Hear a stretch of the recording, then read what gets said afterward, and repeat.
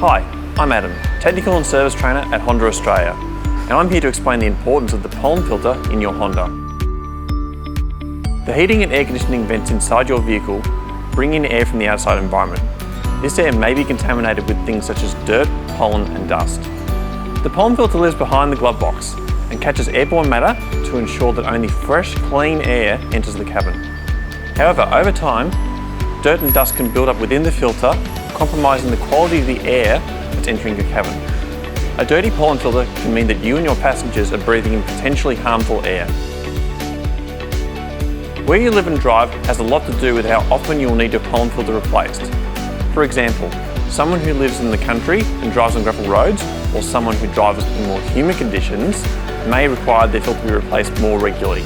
Because the pollen filter is an adaptive service item, we will only replace it when it's needed, not at every service, saving you money without jeopardising the quality of the air you breathe.